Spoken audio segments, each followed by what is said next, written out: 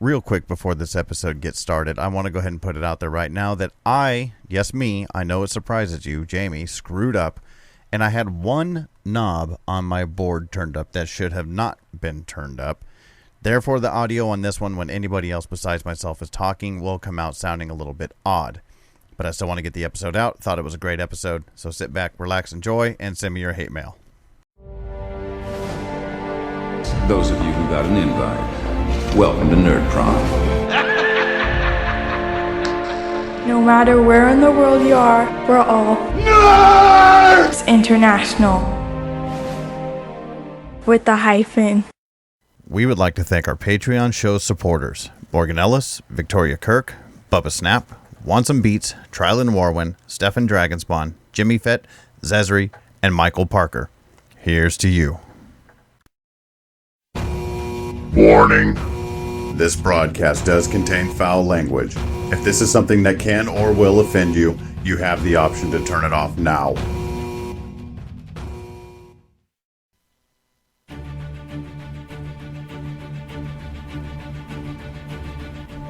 Welcome to the Gathering of Dorks podcast. You've entered a realm of profanity, bodily functions, alcohol, gaming, and entertainment. If this is your first time joining us, thank you. Embrace yourself. Welcome back for our 72nd episode. I think that's right. I'm not even positive if that's correct or not, but I'm going to say it's episode 72. I'm Jaime. With me again is Blaine. Blaine. Hello. It's Blaine. Hello. Hello? Oh, don't worry, we heard you. You're not muted, stupid. And Willard. What's up, Will? Good day, mate. Yeah, if you're watching live, it's old good day, mate, Crocodile Will D over there. And let's move on to fuck that guy. We have a special guest, Gary, with us tonight. What's up, Gary? Mr. Wansumbeats. Hey, combed my hair to be here tonight. Yeah, I could tell. I could definitely tell. And I feel like I need to go get a hat. Oh, and you know what? I skipped past him because I didn't see his actual picture up there. Calling from the future once again, Mr. Anthony Holmes. What's up, Ant? Hello, it's alright. Still good. Sky, ceiling, usual. Oh shit! I never said that. He's currently in the privy. he's hitting up the loo. And because of everything that went down before we even went live, last and certainly least again, Frank. He doesn't even want to talk anymore. Great radio, Frank. I can't remember what that cartoon character is. He's just that one who's like, and now Frank. Yeah, and now Frank. Okay, Blaine, welcome back. Contact info. What? Contact info. Oh, you can email us. Show notes. Gathering. What? Jeez, contact info. Jesus You can email us Christ. at thegatheringofdorks@gmail.com. Twitter at TGODorks. Oh, follow us on Twitter at TGODorks. Facebook, facebook.com/TGODorks. And also be sure to join the Nerds International Google Plus page community. That's Nerds International with a hyphen. There you find updates where we'll be doing any live streams like this one on our Twitch channel at twitch.tv/TGODorks like this one. Be sure to leave us an iTunes review and get over to patreon.com/TGODorks. Help support the show like this one. You can find the links to all of these in the show notes. Okay. You might be a little rusty awful. from being up and clubbing baby seals I'm a for little the bit last 8 weeks. rusty! Thank you for Jaime for pointing that out. Where's your beer at, dude? Hey, hang on, Jamie, here. Okay. You can email us at thegatheringofdorks@gmail.com. Find us on Twitter at TGODorks. Find us on Facebook. Yeah, you fucked it up too. Okay, here we go. All right. Okay, look. Here's the sadness. I am drinking, but it's empty. Oh, Better go get a refill. Yeah, I know. I'm on water right now too. Either way, fine. But I had to do the show notes things for Jaime because that's what he expects me to fuck up on. So. Oh no, we got Twitter followers again this time. All right, let's move on over into what's happening.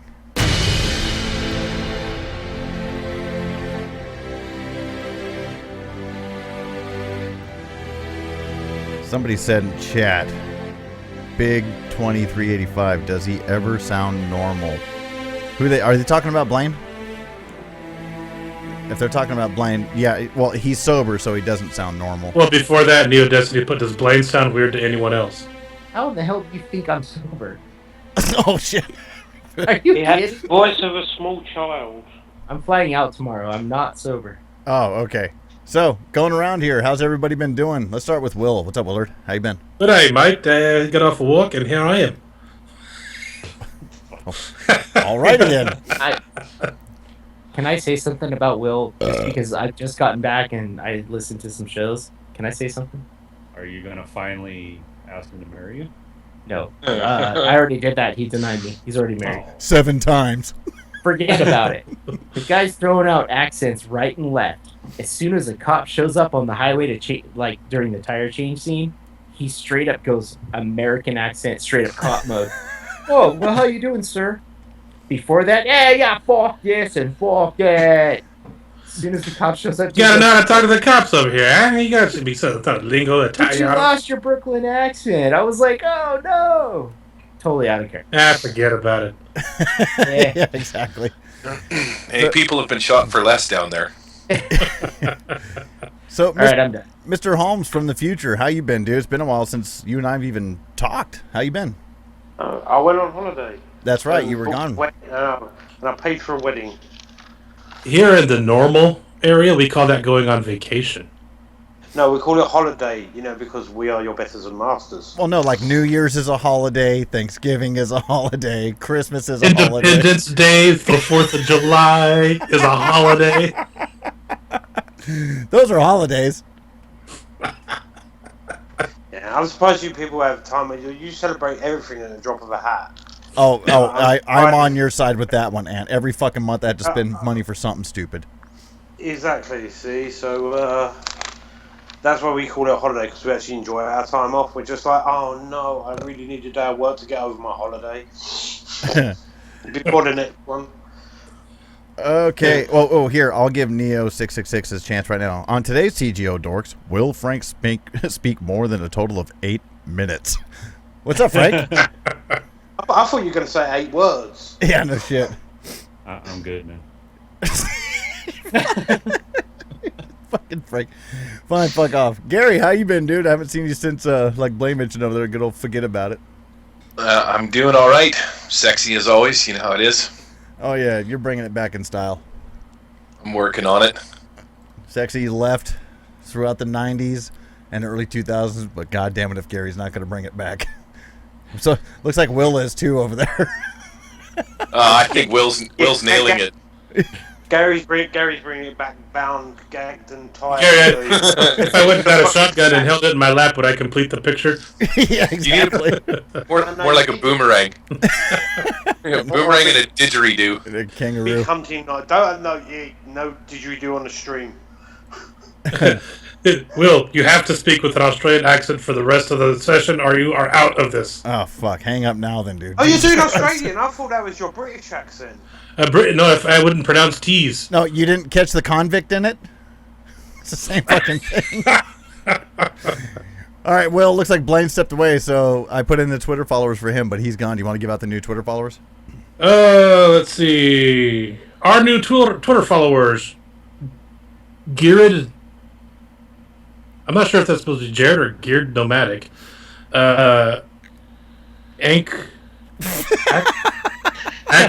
Akotep, Stephen Dragonspawn, Mike, Ezekiel Vargas, Drawing Mode, Mohammed, Abundi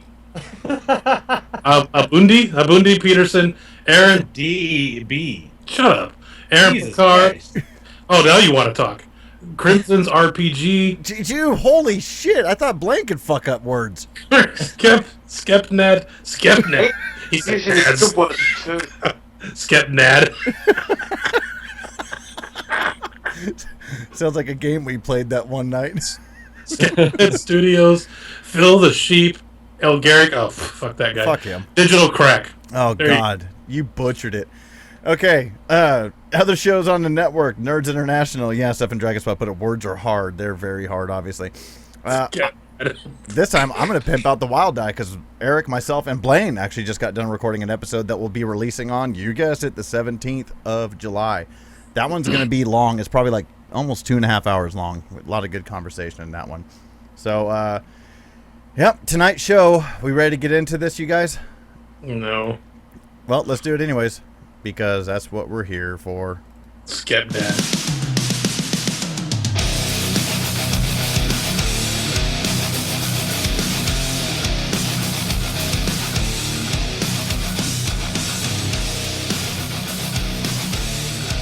Okay, so topic number 1 tonight. Both topics, once again, put in by Will.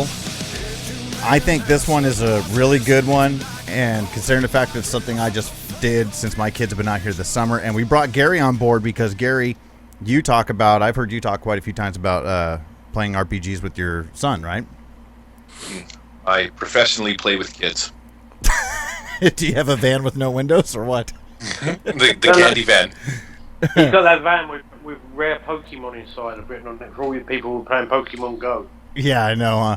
Oh, I've been hearing all about it. It's all the rage. Yeah. So that's the topic. Are tabletop role-playing games a positive force for kids? Now, Will, I'm curious, first and foremost, why you would... You're saying a positive force for kids as opposed to just saying, hey, do you think it's cool if kids do this or not? What exactly were you getting at when you said it that way? What I was getting at when I put that on the show ideas was,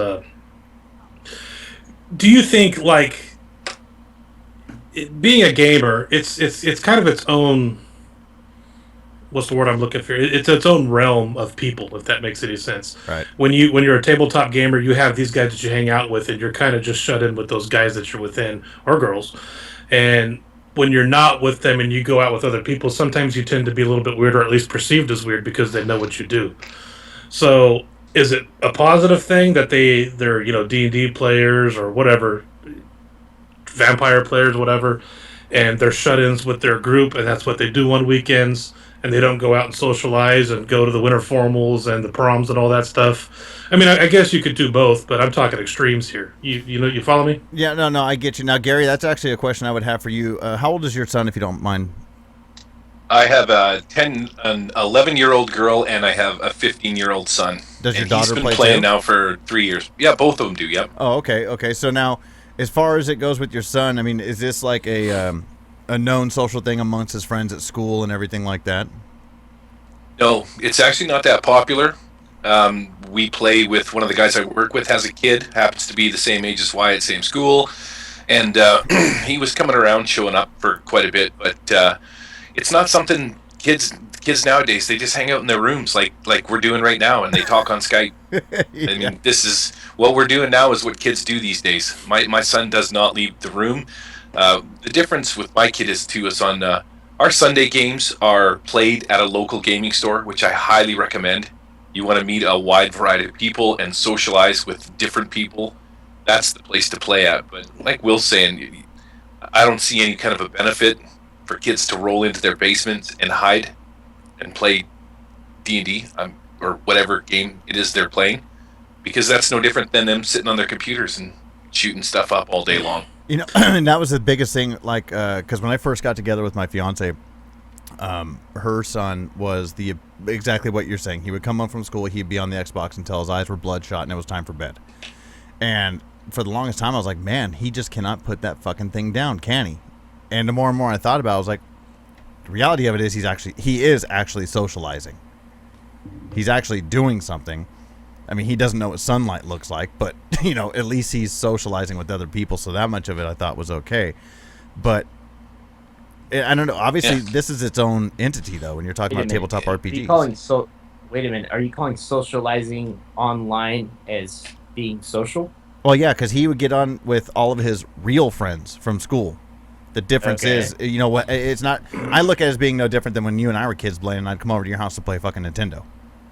The only difference is now you don't have to leave the comfort of your home. You know what I mean? Which is exactly what we do when we game. These days, yes. Well, yeah, but we do that because we have jobs and stuff like that. I think that kids should be more outside socializing than internet socializing.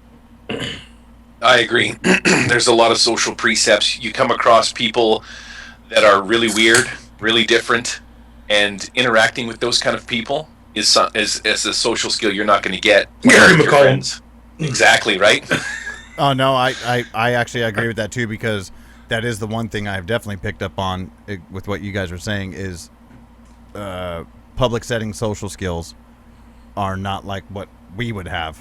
You know what I mean? Because I know how to walk up to just anybody and talk and be polite and act a certain way until it gets to a certain point in the relationship, so to say. Not that he's not polite, don't get me wrong. It's just he doesn't know how to handle those awkward situations. Hang on, James. The whole question that we're talking about, when I posted this, I didn't have playing online even in my thought. My thought process was getting together with a group of friends at a basement all weekend. That type of thought process. The online thing didn't even cross my mind, because when you're online, you could have all kinds of internet tough guys, right? All activists or anti-activists or whatever that say all kinds of, well, fuck you, I don't like your opinion, I'm going to kill you. Right. You know, you're a shitty Counter-Strike player, you know, noob, whatever. They wouldn't say that stuff to your face in real life because they're all cowards. Right. Yeah. Now, what I meant when I put it up there is it good for a group of guys, well, I shouldn't say guys, kids, to get together in their mom's basement, one of the mom's basement, and shut themselves out from the entire world? Now, I think there's give and take. I see. I will tell you, positive side. My friends, I started playing when I was 8. I'll be 45 this year. I still hang out with the same kids that I played D&D with. I've had the same 4 best friends my entire life, and that's mostly D&D based. So if you want to get a serious bond with somebody, that's in that aspect. Sure, it's good. The other part of it too is, again, let's go ahead and strike that stereotype bell. But most people that into this hobby, is we all can say stereotypically awkward socially, yada yada yada, so on and so forth. At least in a situation like you're saying, Will, if they're shoved in a basement for a whole weekend, they feel none of that awkwardness. They're able to just be themselves and not have to worry about it. Yeah, but is that good in the long run for when this kid reaches adulthood? I mean, they really don't know how to really socialize and get a date and learn how to treat a lady or raise kids or have normal friends outside of the gaming group. Is that good? I don't think it is. Yeah, or make new friends, for that matter. Yeah, but I don't know. Kids nowadays, you see, what you're talking about is very... See, you turn a light on, put a computer in front of it, you've got every kid nowadays. Kids do not socialise the same way they did when we were younger. Right. That's the other thing you've got to remember. That's true. Well, Are we our parents saying all you guys do is sit in front of that NES and Atari? I think about that so many times. Are we saying that right now? I really come across and think that sometimes. We've gone further than that, because we've all got smartphones. We all walk around looking at smartphones. Our phones are in front of us all the time. How many people do you see walking around just looking at their phone and not looking up? But our grandparents are still running around with Nokia flip phones, and their grandkids are running around with iPhones and telling their grandparents how they were wrong about World War II. I mean, that's the day and age we're in right now. So I'll tell you. Dude, you can't. I don't be funny. The way that's an entire different argument. You can't fix stupid. I saw something interesting on the internet. There's a meme that was going around that showed a bunch of kids with their heads down looking at their cell phones. And it was in comparison with a trainload of people that were on their way to work, all dressed in business suits, and every one of them had the newspaper in front of them. So we just have a different way of shutting everybody else out when we go outside. Wow, that's a big statement, because you're telling me the newspaper is equivalent to talking on your phone online at school and in the No.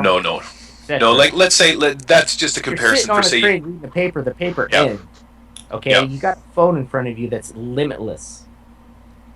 Yeah, but they don't. They sit there on Facebook.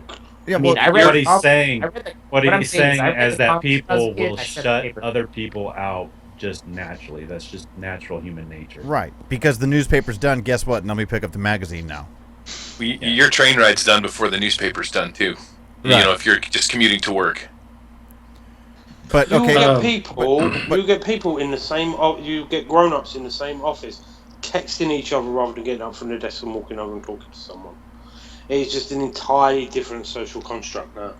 And we've just gone from newspapers to cell phones, is really what I was getting at. Hold on. Koanon put in chat, I think a bunch of kids playing a TTRPG in the basement or otherwise are getting more personal interaction than kids sitting at a PS4 all day. And I would go on to say, and complete this paragraph as saying, probably playing some MORPG or whatever the Yeah, abbreviation is. now I'll disagree with that because MMORPGs, while you're not physically seeing the person, you are communicating with people. It's exactly the same as being in the basement. It's just a different format. Well, yeah. Instead of you using your imagination, you are getting it presented to you. But hold on. Any PS4 game saying there's anything. I know kids that play the PS4 and sit there chatting on the phone with their friends. Well, yeah, and they'll be on Skype and all this shit too. I get it. It's like they just can't get enough in at one time. But I'm curious because Neo666 said, as someone who grew up in this huge phone generation, it's easier for me to say that tabletop RPGs taught me how to be social properly and how to flex my imagination. So that makes me very curious, Neo, if you don't mind putting in chat how old you are, because all of us are, mid to late 30s, early 40s, however you want to put it. So we grew up in a day and age where we saw this whole evolution happen with the internet and all that kind of shit. I'd like to bring a topic up to point, and that is that 21. Wow. If you're reading, I used to sit on the computer before it was cool. If you're reading, see that the other thing with the way we interact now, is because of the anonymity of the internet and all that, which we have now. You don't learn social niceties. Hold on. What were you going to say, Blaine? Blaine, turn your gain up a little bit too. You're pretty quiet. While Blaine's turning his gain up, I'd like to ask Neo where he plays. Does he play in his basement or does he play at like a local gaming store? Yeah, that's a big difference, isn't it? What were you going to say, How Blaine? many Americans? How many Americans actually have basements? A lot. No, I've always wondered because we don't have them over here. We have cellars, and we still don't have them very often. It's this whole image that doesn't really click with like British people. If I had to take a guess, I would say 70% or more. You get to the Midwest and they're everywhere. Yeah. So, anyways, what were you going to say, Blaine? What I was saying was that I think there's a difference between sitting in the basement and actually playing a game with your friends online and communicating versus sitting on a train or going to school and reading and interacting with somebody on a human level. I think that there's a difference because you're always going to have that, well, that guy's 100 miles away. I really don't have to be honest. I really don't have to be myself, and I don't even really have to tell him anything. Whereas when you're physically in front of somebody in school or on a train or on a bus or interacting physically with somebody, there's a different level of mentality.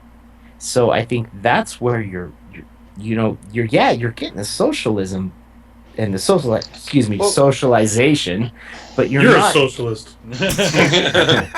But you're not getting the same.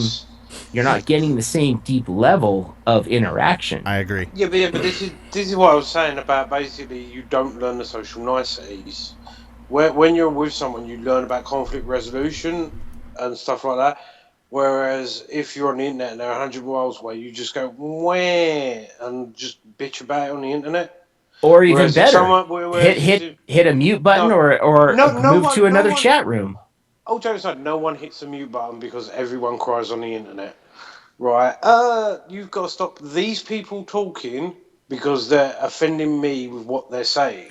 Well, yeah, but we've all been spammed. We've all been spammed and we've all lost a fucking argument online. What do? You move to another argument.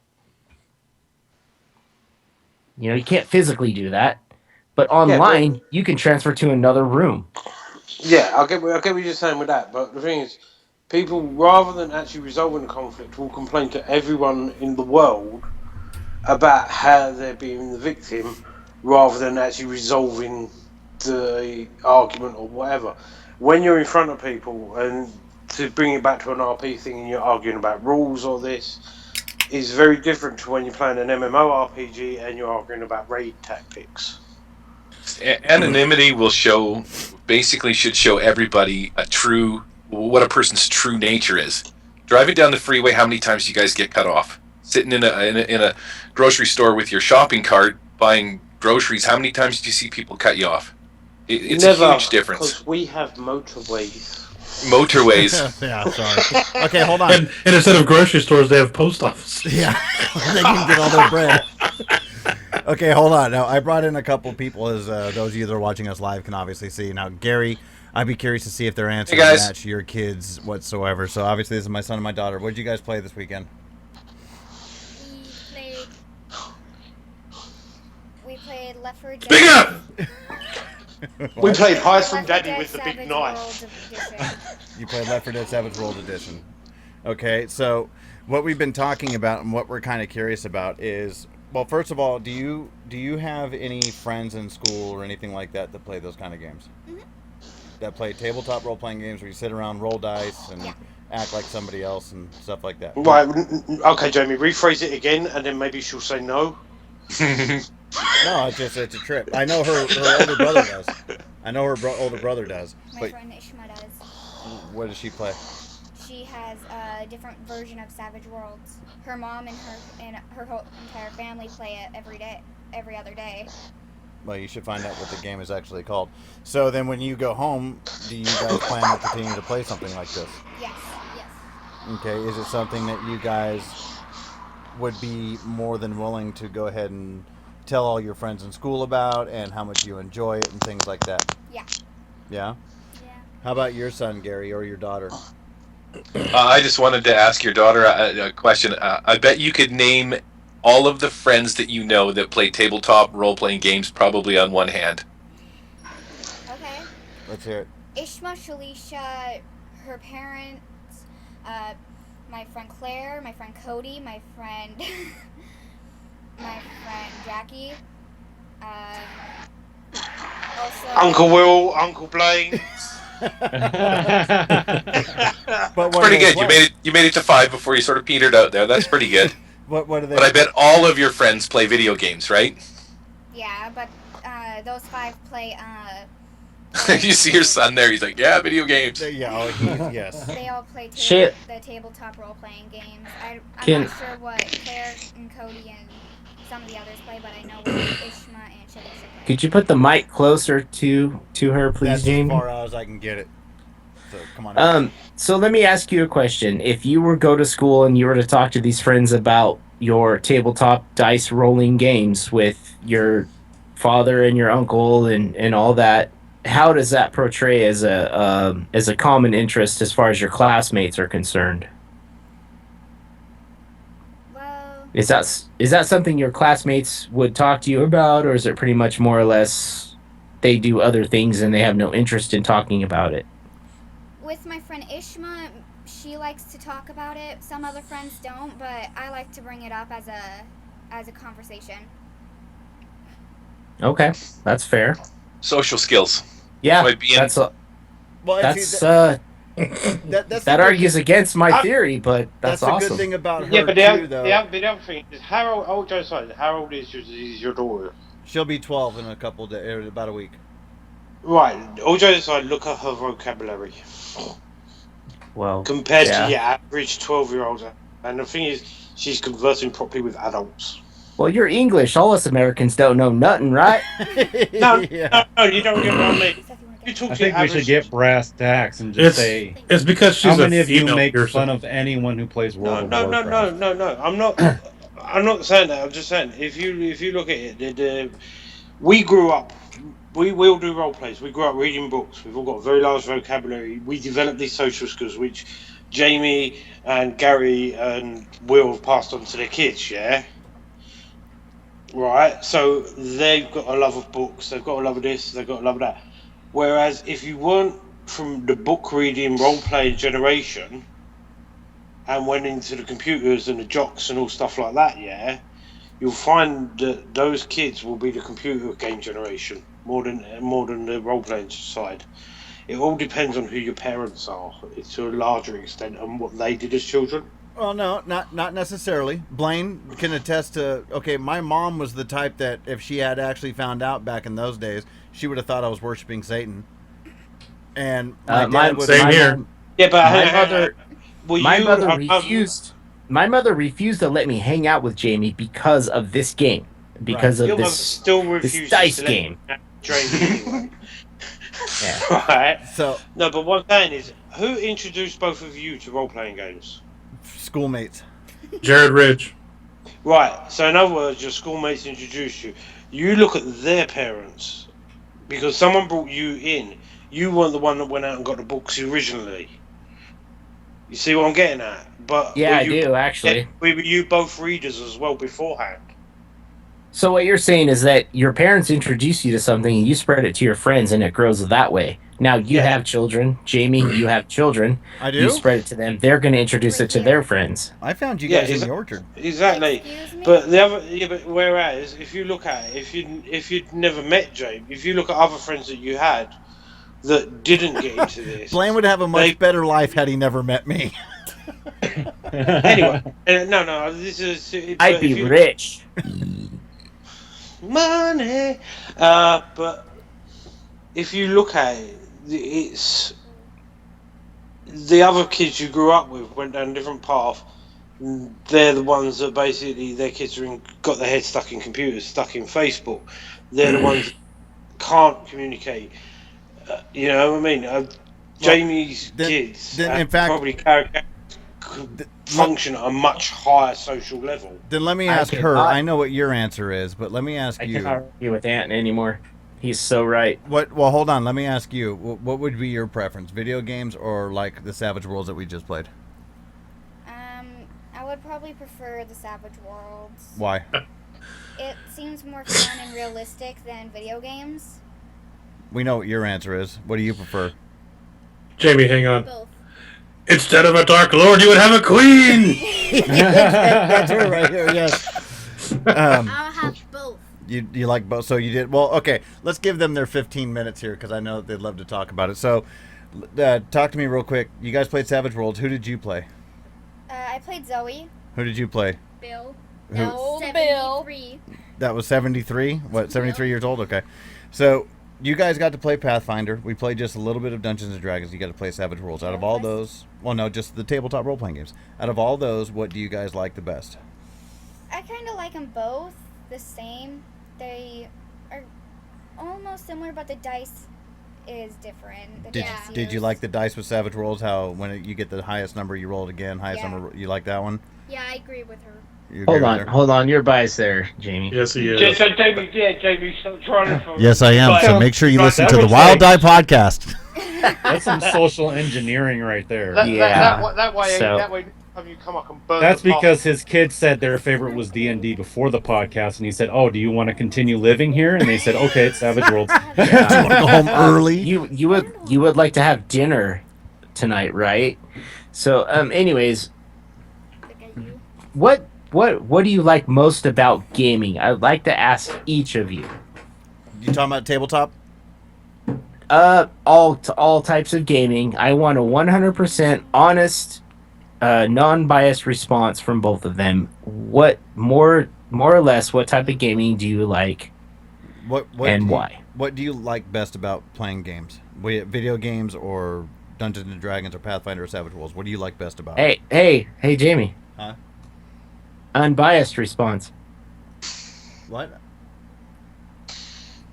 In other words, shut the hell up and let him answer the question. Yeah. No, because otherwise he'll just sit here and talk about Xbox games.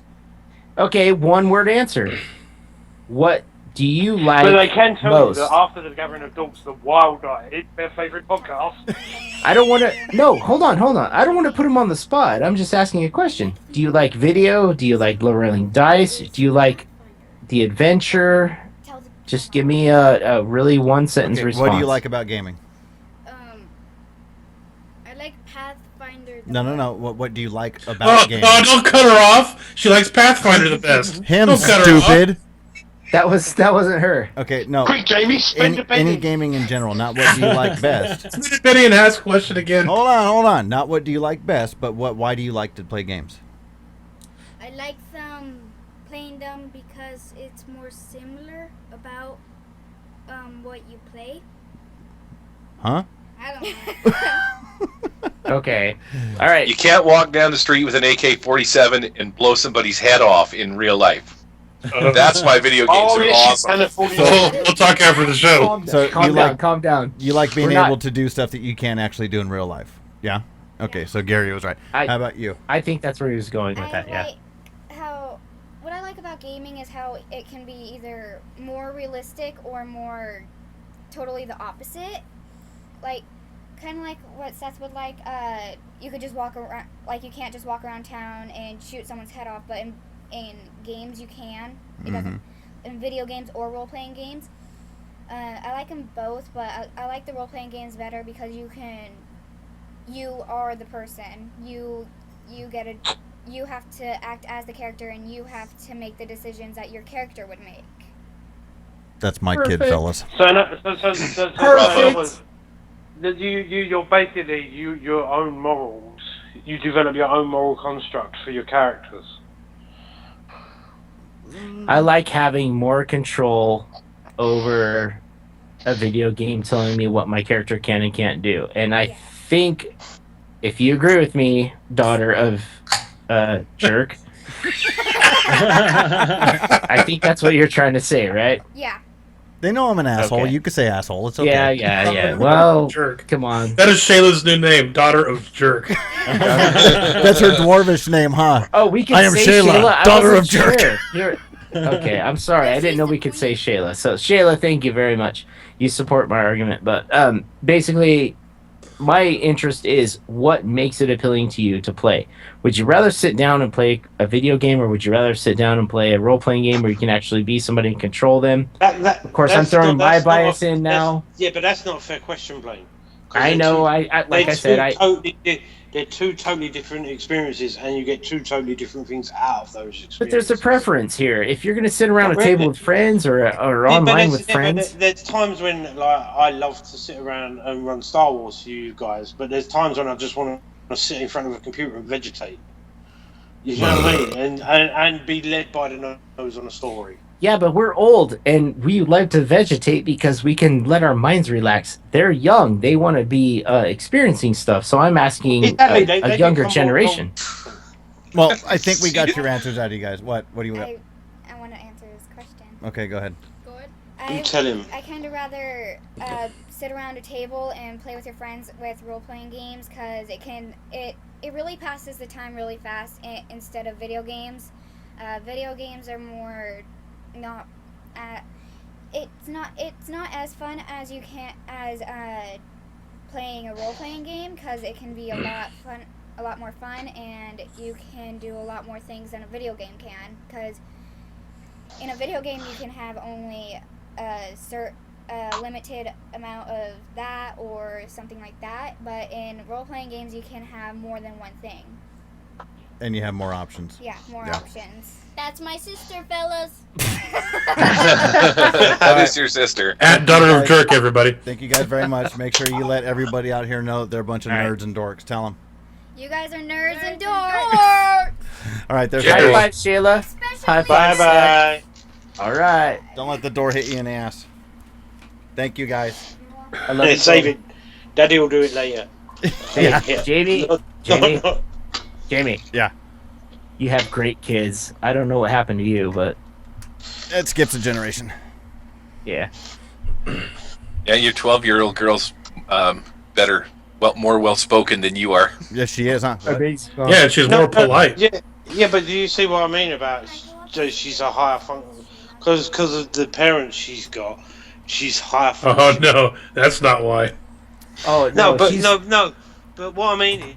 Trust me, I know her mother. That girl's functioning at a higher level than Jamie ever could think about. No, but what I'm saying is, though, Jamie has never used the telly as a babysitter. No. That was very minimal, and actually, I was there when both those kids were born, and I can tell you straight up, the television was not a babysitter. Okay, yeah, but this is Jamie's life. Let's move on here. But hang on. Would you see? Will you take your kids hunting and you do lots of things with your kids? You're a very engaged parent. I'm sure Gary's the same as well. It's not a case of. It's not a case of and Frank is as well. But it's not a case of go sit over there and watch telly. Let me get on with this. With I that though, expect my daughter to know calculus by age 12, so she's not going to be too happy with me. she's gonna be on the next Child Genius. Mathematically, yes. Now, she's half. I'm not being funny. She's half British, so she's well ahead anyway. That just means I got to try twice as hard to teach her. No, but I do want to ask you though, call Frank. it maths, not calculus. I do want to ask you though, Frank. Is since you've recently gotten into this hobby and everything, is this something that you do plan to introduce to your daughter? I don't know. Like, not Call of Cthulhu. I mean, I feel like I'm very rebellious against to what Aunt says, because my parents were never into computers. They were never into any of this stuff. Everything I got in by myself. I got into computers. I got into tabletop wargaming. And but what your parents? This is the only thing I got into was because I knew Will. Right. Yeah, but that's the thing. But you're just doing what I said at a later date. Will your parents be greeders and stuff like that? Do you mean at all? Do they care? That's essentially, I think, what Ant is getting at. My son is in guitar, football, rugby. My daughter's in piano. She won an art award recently at 11 years old. You get certain parents that are more involved in making sure that their kids are active, and those are, I think, the kind of parents that Ant is getting at. My parents wanted me to be active. They wanted me to play baseball, and that's just not something I wanted to do. I went completely against what they wanted. Yeah, well, I'm not being funny. You're always like that anyway. That's what I'm saying. I'm kind of a wild card rebel in that style, but I do agree primarily with what you're saying is that, usually someone has to get you into it. Like, for this, like I said, I agree for this. I would not have gotten into this if it wasn't for Will. I would like to see Frank DM for his daughter. I wouldn't, because he only runs Call of Cthulhu. Hell no. Yeah. Okay, Maria, you are now being attacked by a Sithonian. He is ripping your guts out. Daddy, I'm only 5. I don't care. You have to know. Daddy, my fucking shooting skills only 20. I know when I was a kid, when I started gaming when I was about 12 or 13 years old, I think 12, over with Jared, who only a couple of you guys know, and he'll never show his face on the show because, well, Jaime, you know.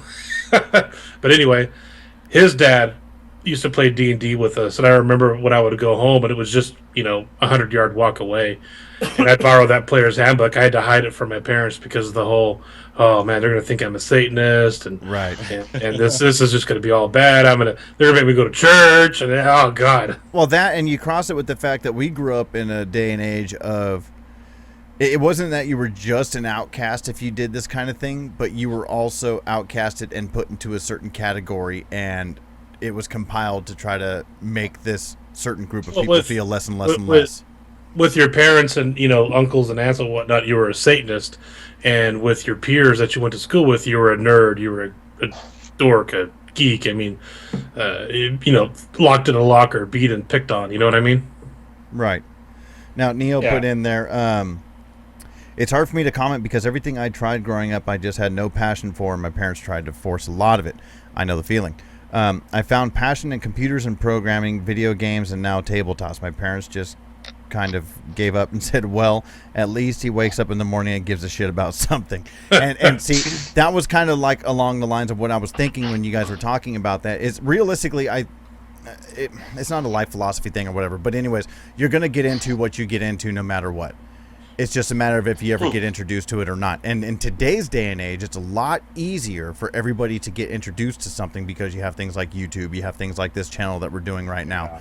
And so no matter what, as long as you find it... The other thing you got to remember is there also isn't the stigma nowadays. Because a lot of people play Warcraft on MMOs and all that, and then get into the tabletop stuff. No, we should always laugh at anyone who plays World of Warcraft. Always. Could be worse. Could be worse. Could be worse. They could play Counter-Strike. Those are the cool people. Yeah, timeout. You got to remember, Counter-Strike's put on ESPN, not World of Warcraft. And see, Savage Daddy, he put it in chat too. The only thing a parent can do is encourage a kid's natural talents and interests. And I agree with that. Because I was of a growing up as a kid as, well, you should like this because I like it.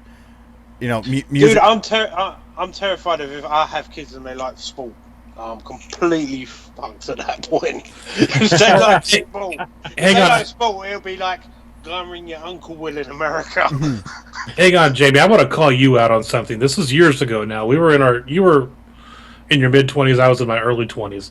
But when you were doing the band thing, and we and Blaine got you playing D&D again, and you told us both, dude, do not tell anybody that I'm doing this. No, and that's because to get into the reality of why that was back then is because we knew, Ant's gone, thank God. We knew we knew from the word go before we even played our first show, because we'd been around the scene. Image is 90% of what makes a band. It's stupid as fuck to say, but that's what it was back then. And that's how we controlled a lot of the shows that we played. So to have that brought on would have just only hurt the image we were trying to portray, if that makes sense. Well, how would that be any different from a kid? That's really weird, because that's always how I've been opposite. My wife's like that, and I can't understand. I'm like, why do you give a shit what other people think?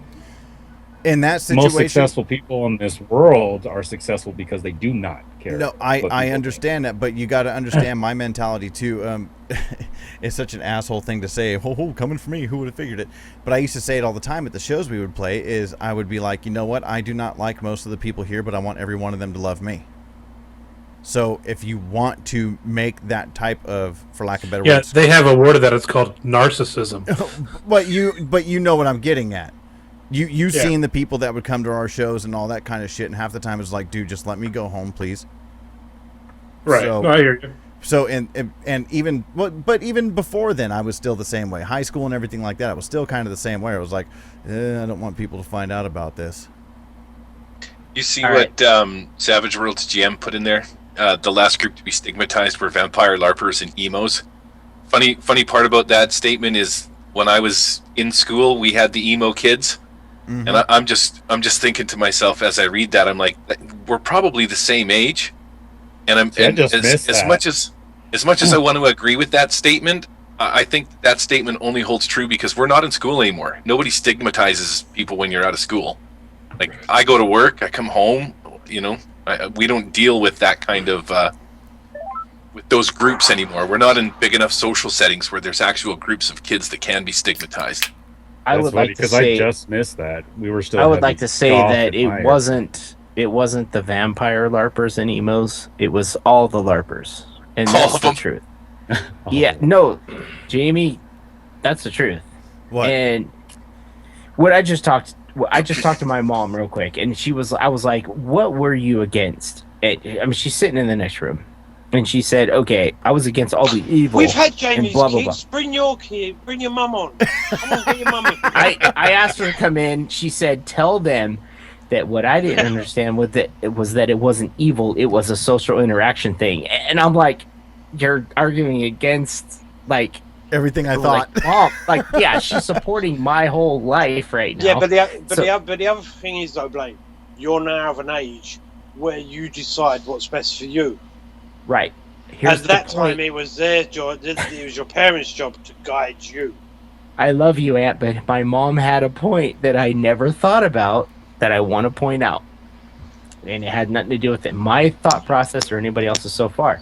It was that my brother, who hates what I do, sits down with his kids and plays RPGs with blood spiraling on the screen on a PS4 or a similar console, and says that what I do in my head is wrong. Where his kids, at a very young age, I'm talking about very young, are watching blood splatter on the screen playing war first-person shooters. What? She looks at what I do now as the fairy hippie stuff, and what my brother's doing as the wrong thing. What the fuck are you doing, Ant? Which flipped my mind around. I gave birth to a fairy hippie. Flipped my mind around. I thought all my life I've been doing the wrong thing. but I liked it so much I kept doing it. Now my mom's actually supporting what I'm doing because she says she understands it now and she thinks that the video games are wrong. Well, they are. Just saying. I'm not being funny. The problem is we're so used to sitting in front of the telly and watching everything on the telly. Everyone sits there and goes, "Oh, it's only TV. Oh, it's only a video game. Oh, it's only a movie," and we're all desensitized to it now. Yes. Whereas if you look at it, you are actually, rather than being presented with it via a game, a film, a movie, or whatever, you are actually imagining it in your own mind.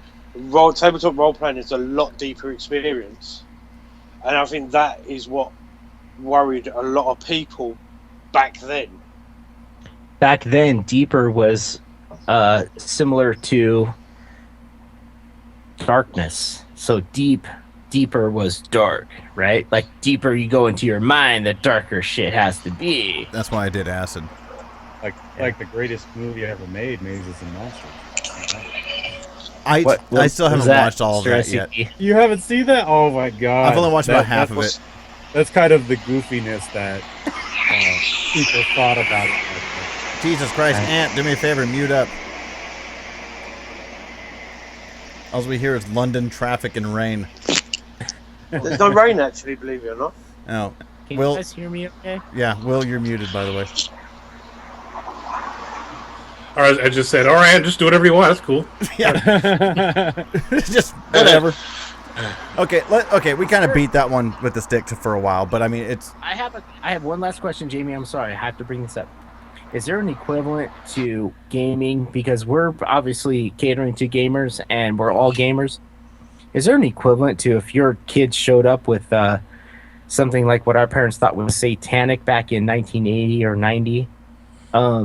Is there an equivalent that your kids who show up to this day and you would be acceptable? You would say, you know what? If that's what kids are doing.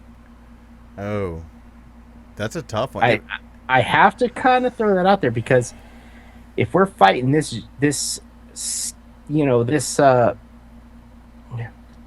somebody give me the word, please. Your face. Yeah.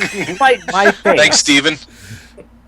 For 30 it's my years. face. I missed what the point was. Sorry. The point is that if we're actually going to say that we've been doing this for this long and now it's finally becoming mainstream or semi-mainstream, what are our kids going to introduce today that we have to say, you know what, I have to be open-minded because my parents weren't to... You want to know what it is? I'll tell you exactly what it is. I'll tell you exactly what it is. Feminism. It's Facebook Yes. and the lack of privacy. Yes. They do not understand privacy anymore. Yes. Everything goes out. Yeah, I was going to say social that's media. Exactly what it is. Social media is the new version of it. That's what because that's everything. Is it possible then? People don't have an internal monologue anymore because they've got an outlet via social media for it. I have an internal monologue, and I'm telling you about it right now. Yeah, but if you look at what people put on Facebook and all that, I mean, me personally, very rarely put anything of my own on Facebook. Usually, it's like, oh, that picture's funny. Well, 6 months from now, I looked at Facebook today. 6 months from now, when I actually check it again, I'll let you know. Yeah, but this is what I'm saying. But when you look at kids now, it's, oh, I'm here with this person. I'm here with this person. I'm here with this person. I'm here with this person. I'm doing this. I'm doing this. Oh, I'm going to send this person this picture. Send this person this picture. Yes. Send this person this picture that actually could get that person arrested if they look at it. And that, but do you not grow out of that teenage, I'm here, I'm important mentality? Eventually, Facebook becomes. If it's the whole thing. If everyone's special, no one's special. Man, I want to get on that Facebook feed because mine's just full of political bullshit and lies. Yeah. GMO this. Well, you should hop on mine then. Mine's full of political. I'm almost tired of Will's cartoons. I'll tell you what, jump on mine. Add me as a friend and Me too. I'll show you mine. No, I'm good. Me and all the community dudes. I would love Facebook if I could just see what my friends were doing and I didn't have to read all of the trash that went along with it. Original question. How much are we going to take as parents for the next generation where we go, you all don't know what it used to be like. We had we only had 256 gigs. Do you know what my argument to that is? when they come up and go, oh, you don't know what you're talking about. It's like, I cannot Google your name. I cannot Google my name and find a picture of my dick. If I can Google your name and find a picture of your dick, you're on there too much. By the way, it's out there. Okay. Oh, I sent you that picking. I sent you that picking private Blaine. Okay, let's go on to the next topic here, and right. I'd be kind of curious about this one too. When roleplay gets uncomfortable, comfy chair, huh? Comfy chair. That's recliner. Yeah, lazy boy. And it's kind of funny that you put this in here, Will. And let me explain why. My thought process going into this. First of all, the first convention I ever went to, I told you guys about it. I sat in on it was a panel. Obviously, I was just somebody watching it. And one of the guys that was up there had talked about how he would like to see RPGs get more into a touchy-feely type social situation. Yes, I'm right with you, Gary. I see the look on your face. My immediate reaction was, what the fuck are you talking about, dude? He wanted more literal, hands-on social skills in RPGs. And immediately I was like, fuck you.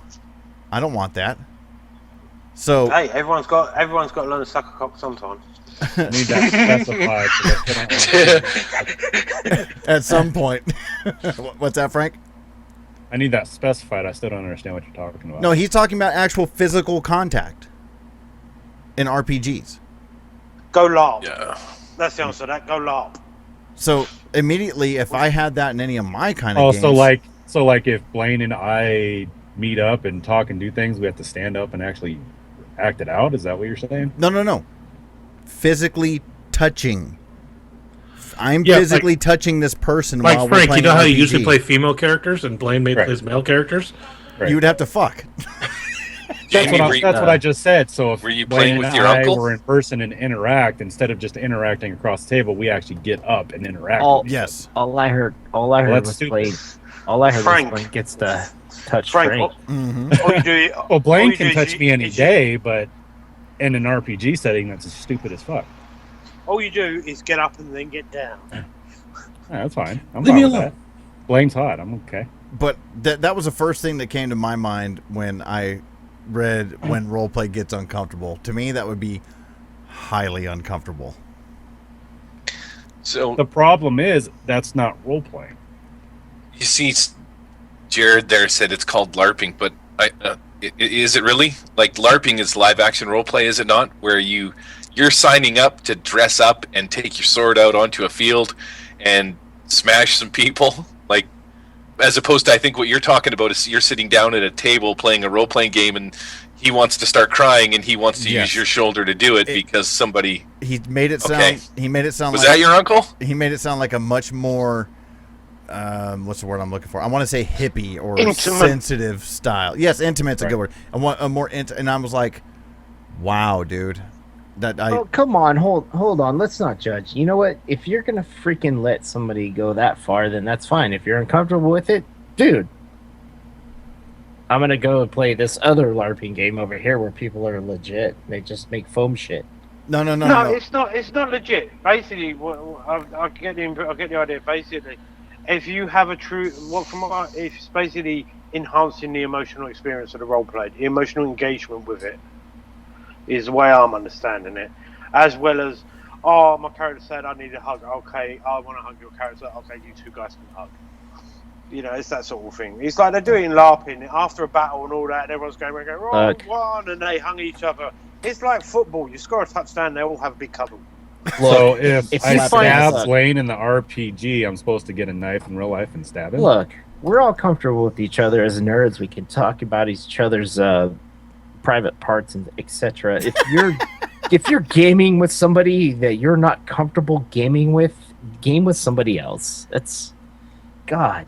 No. We all understand that, Blaine. We're all people that could tell someone to fuck off. The question or the topic at hand is, when does roleplay get uncomfortable? And that subject just popped right up into my head because I heard a game designer talking about wanting to go in that direction. Right. I think the only time it becomes uncomfortable to me was when you actually get pissed off at the person, and you've seen that, Jamie. Yeah. That's the only time look, I think it's uncomfortable is when two You people can say actually you're angry with your GM all you want, but if you keep going over to his house and letting him stroke his priest cap, then you're probably not angry with him. I go back to those couple of sessions of Star Wars that Jamie ran, and my character and Blaine's character were really going at it, and Jamie thought that Will and Blaine were actually mad at each other, which wasn't even the case. But I'm sure that Jamie, you felt real uncomfortable, and Ant, I couldn't imagine how uncomfortable you felt.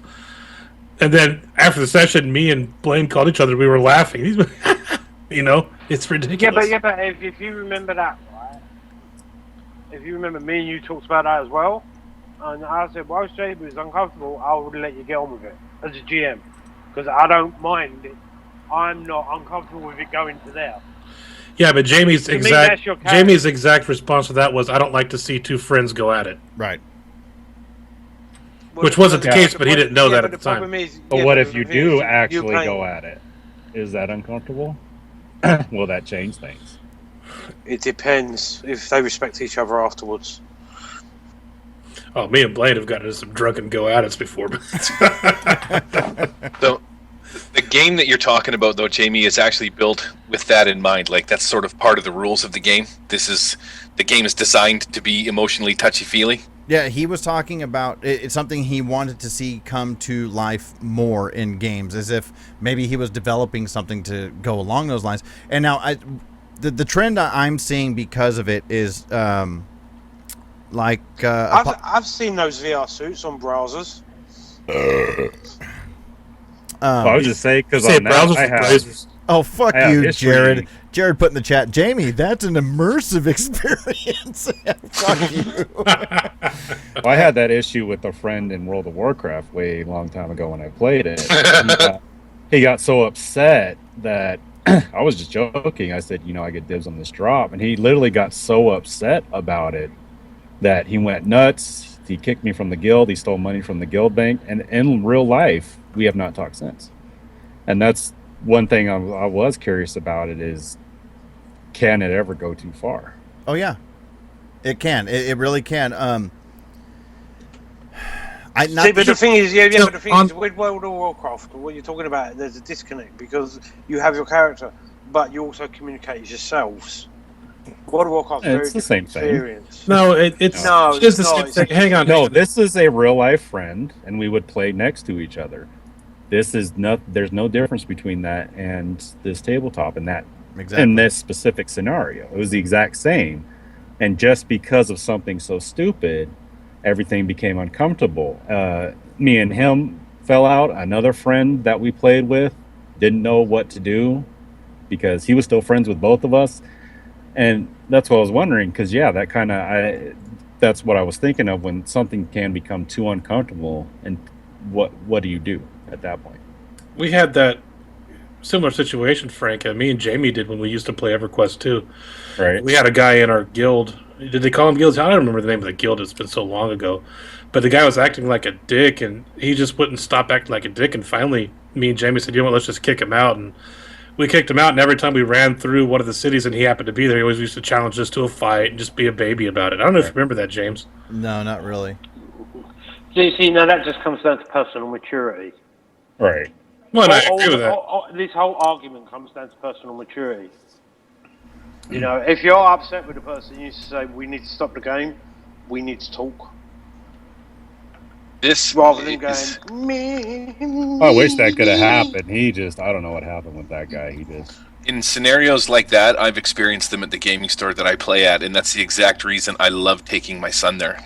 It's just like Frank. Frank, you learned a lesson. Right. Regardless, good or bad, you learn something from that experience, and that's the same thing my kid's taken away from it. Don't game with friends and fellow employees. But that's but if you look, this ties in with the conversation earlier. It's conflict resolution. It's a social skill. Yep. Well, see, now they're saying in chat, okay, Dave is saying when it becomes that emotionally impactful for the players where there's an actual player emotion involved, I think it's the GM's job to moderate the situation if it's turning negative. I agree. Now, Stefan Dragonspawn is saying it's a game. We're supposed to be having fun. I agree with that. And now the thing is, it's like something we've talked about on past episodes before. The problem that happens when you're getting along to that point in time is we all play for different reasons. So when that mixture happens, you know, ammonia and bleach, it can happen at times because two different people can play for two completely different reasons. So then, Jamie, I'll be able to finish the thought once tonight. Go ahead. No. I want to bring this back to what Ant just said. Regardless of what you're about to say, or I'm about to counter, or Will, or anybody here, including Ant, what Ant just said. And I'm a little is drunk true. right now. It's the interaction that causes us to build those social skills. And he said it straight up 2 minutes ago, Ant. You said, that's the kind of stuff I'm talking about that helps Sounds like build the Will's social jamming skills. session. I'm saying he brought it back to point. And Jamie, you're about to take it to another level on here's my opinion. But what Ant said brought it back to the original discussion. Well, it's absolutely true. You know what? I absolutely agree with that. Conflict resolution. It's a social skill that Ant saying, or I originally disagreed with, but I still think that you need physical social skills. I think that I agree with Ant when it comes to interaction. Coming back to what Jamie said about the reasons for playing. Now, by the sounds of it, with Frank's situation, the guy was playing for loot. That was it. That was what he got out of the game. And Must have been playing 5e. I don't No, know it's World of Warcraft. Oh, shut up, Gary. What I'm saying is basically he must have been in it for the loot. And as soon as someone said you can't have that loot, that was the reason for him playing. Gone. I love. And how quickly did that guy erupt? Eric said, "Blame Dr. Phil Wagner." Everybody. Okay, the problem is that what you did is you got to have a little conflict resolution. Okay. Well, that's kind of what I was saying, is that there was no conflict resolution. He refused. Yeah, but that's what I mean. That's a rage quit. He basically what you said offended him. He's like, by the sounds of it, that was the reason for him playing the game. It was all about what loot I can get, what level my loot's at, etc., etc., etc. As soon as you said you can't have that, his entire reason for playing with you was gone. Which is exactly what I was talking about. If you've done it to... Shut up. If you've done it to him once... It's not valid when I bring it up, goddammit. If you do it to him once, there's a possibility you'll do it again. So he's not going to take that risk. Therefore, you're all scum. Well, that's what I'm saying. You said it bows down to conflict resolution, but if there's no resolution, there was no resolution there. I mean, I knew this guy. We worked together. We were friends. I'd go to his house all the time. And that one little thing ended it all. There was no resolution of conflict. Frank, yeah, but it only takes one person to end the resolution. You should probably go talk to your friend. Take that first step, buddy. Be that man. Yeah. The man you know that you really want to be. Oh, listen to the motivational speaker. And while you're at it, goes and knocks on his door and just stands there and stares at him. I don't even know where. I don't even know if he lives there. You see Frank standing outside his house with a boombox above his head, playing Pink Gabriel. Yeah. In the rain, wet T-shirt. That's good. That's kind of what I was talking about. Is that can it get to that point, and is that uncomfortable, and is that a resolvable issue? Because the bad thing, it was not resolvable. He just refused. It is resolvable. You could go talk to the guy. You could work it out. You just both are choosing not to. Yeah, because I don't be frank. I don't want to get too much in the specifics, but you can be a prickly fucker, Frank. Let's put it that way. You know, someone said to you, you really should go and sort it out, and you being the rebel on wild card that you are. Well, do you want me getting them specifics? Okay, yes, I tried calling him. I went to his house many times after that. I even tried talking to him later in the game. He refused. There was no resolution. There is a resolution. It's just not the resolution you wanted. The resolution is he was an arsehole and didn't want to talk to you anymore. That's the resolution. It's not the resolution you wanted. It's like when someone says, answer a question for me, and you answer it, and then they do what Jaime does and goes, but is a conflict resolved if it's not resolved? Is the conflict still there? It is resolved. If you can't, it's resolved. Resolve it, it's resolved. Is this the society we've come to? That's the question I was asking. Yeah, because the thing is, it's like basically when someone asks you a question and they go, "Yes, Will," and they give you an answer, and then they go, "Oh yeah, but what about this?" The fact is, you've answered their question. It's just not the answer they wanted. Right. So they try to reframe their initial question. It's the same sort of thing as that. That's a GM skill, though. I mean, you have to kind of play with your players a little bit. I just wanted to say, Frank, I'm sorry. In the basket. I'm sorry your boyfriend broke up with you, Frank. Huh? Oh no, he's a piece of shit. If he's gonna fucking rage quit out there a piece of digital, fuck the motherfucker. But no, it's just dude, Frank. You remember all the times we played Counter-Strike in that old server? We TK'd each other all the fucking time. Right. I mean, come on. That's what I was saying. Is did that make things uncomfortable between me, him, the other guy we worked with and we were friends with, and actually I think there were two. Right. Did that make it uncomfortable? And yes, it did. It made it uncomfortable for everyone. And that's kind of what I was relating to, is that when role play does get uncomfortable. Now the thing is, I know we keep using your one as an example. You probably felt uncomfortable because you had this friend that was uncomfortable going between the two, and you were empathizing with your friend's position. Right. The fact that you couldn't talk to him, that was resolved. But the problem is, your friend felt like I had to choose between the two of you, which puts you in an awkward position. And that's why you probably felt there was no resolution, because of this third party. Right. You know, and truth be told, when it comes to actual tabletop gaming, the situation that Frank has, I don't think I've ever had anything like that. Where someone got so pissed off that you couldn't... I mean... Yeah. I've had issues with people across the internet I've never met in real life, and that I don't care about. The thing that I was trying to talk in relation is that we all knew each other. We worked together. We were friends. We would play next to each other. So it was very similar to a tabletop RPG. We were next to each other. This wasn't an across the internet, across the world thing. I mean, the other thing is... I think what Frank's trying to say is, if we fuck him off, it's all good, because he doesn't care about us anyway. I don't be funny, by the sounds of it, all this guy had was work on Warcraft. Yes, actually. That's what it sounds like. He had some issues. I will say, yes, that was probably... Because, I mean, everyone ended up signing with me in the end. But... Yeah, but of course they did. The thing is, it's like he had work on Warcraft, and basically you shattered his vision of what his vision of Warcraft was. Shattered. Shattered. Hey, Frank, all of his friends sided with him.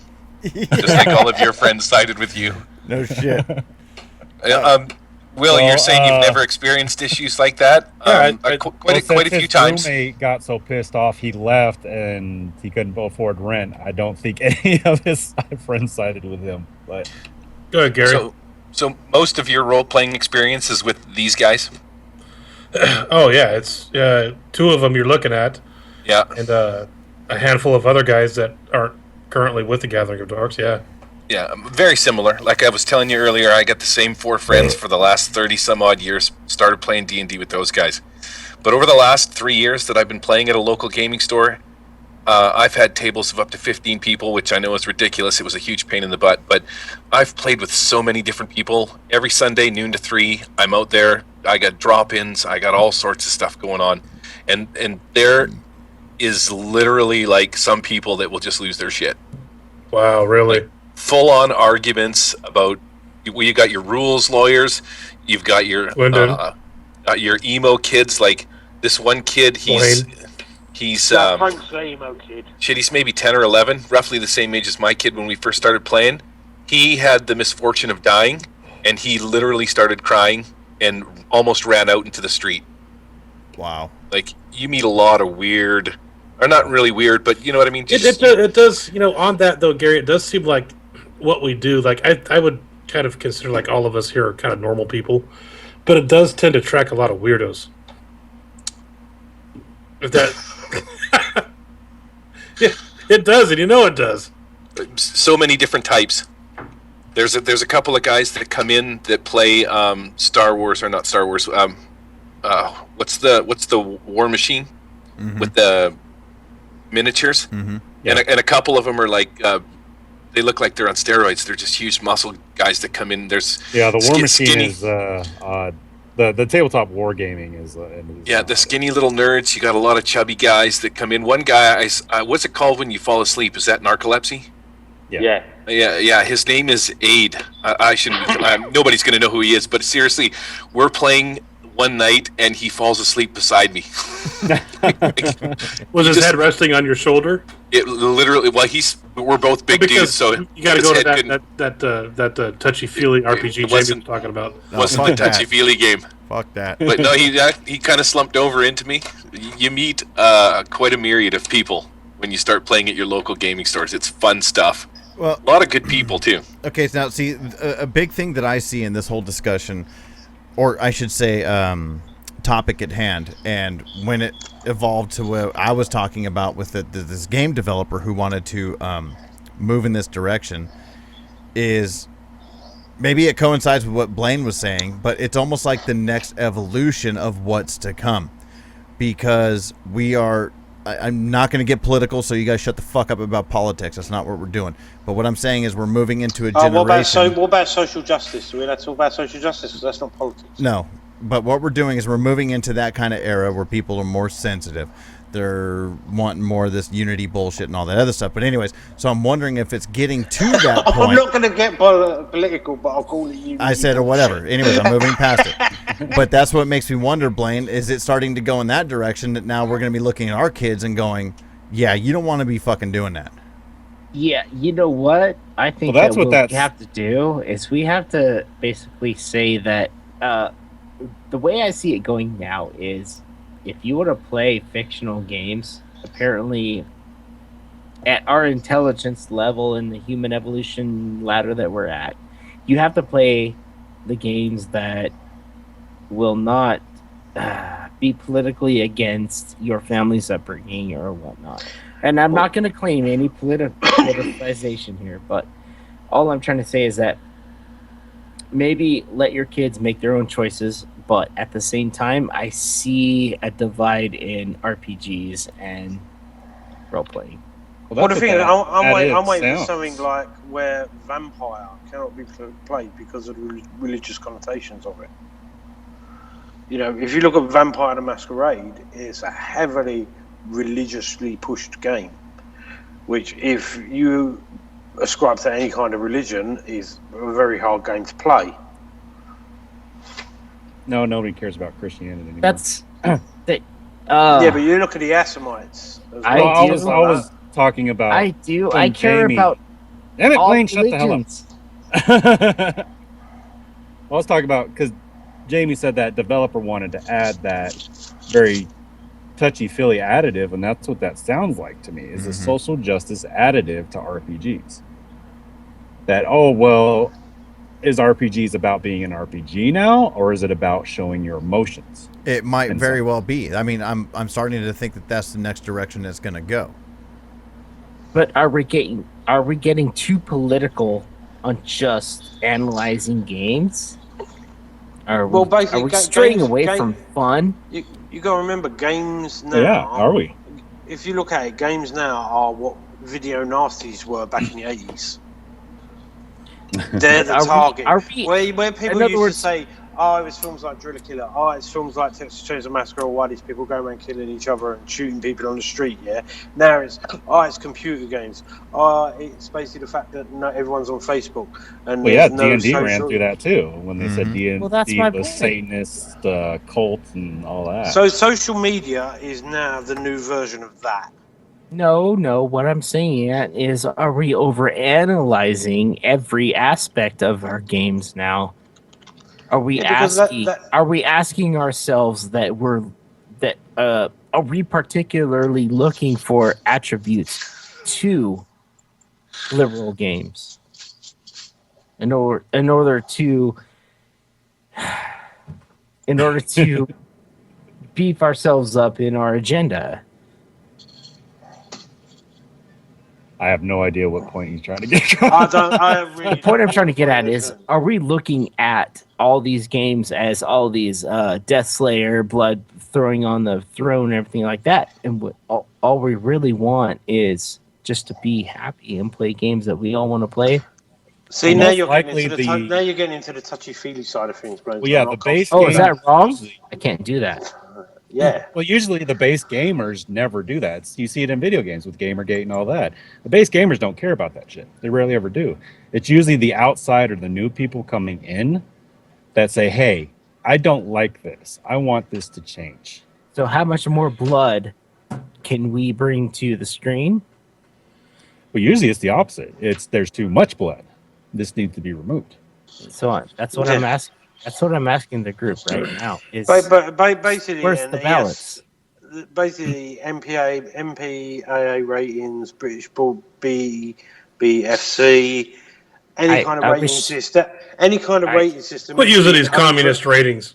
I'm sure I'm sure he means well, but I have no idea. It's the Motion Picture Authority Association, British Bill for British Games Classification, all that. Any ratings are being overthrown by people's feelings now. Well, you kind of left fielded it. I was more along the lines of just basic changes. Like in video games, you got Sarkeesian and the feminist thing. Yeah, but that's what I'm where they're saying. sitting here yelling that Link is not a female. And now Nintendo's got to make Link a female because people are upset that he's the male. And that's what I'm saying. It's usually rarely ever the core players, the people that have been playing since Nintendo, Legend of Zelda. They don't care. It's usually the new people coming in or the people that just simply have a problem with it just to have a problem with it, that try to make this liberal change to it. Yeah, I agree. But it's also, it's like, say someone puts something in a film. It's like 10 years ago, you wouldn't have had a transgender thing in there. Now everyone, it's like, prime example actually, Sulu in Star Trek.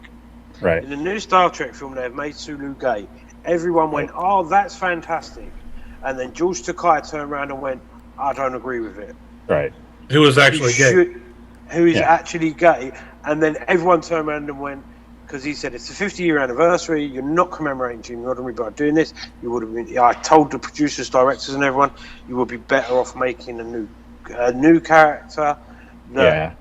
And all this, that and the other. And all the directors turned around and went to him and went, no, you're wrong. How dare you, gay person, tell us about gay things? Yeah, bear in mind, this is a person that has played Ikara Sulu for 50 years. And also, Sulu has a daughter by a woman in the TV series that they seem to have forgotten about. Right. Even though they said that Sulu's sexuality has never been my issue with that, it's like I don't care. Everyone bangs on about Star Trek had the first interracial kiss and all stuff like this. It wasn't. But what you're forgetting a major thing. This has been many times said. This is an alternate Star Trek universe, so you cannot. No, it's not an alternate Star Trek universe. What the hell are we talking about now? Where the fuck did this conversation go?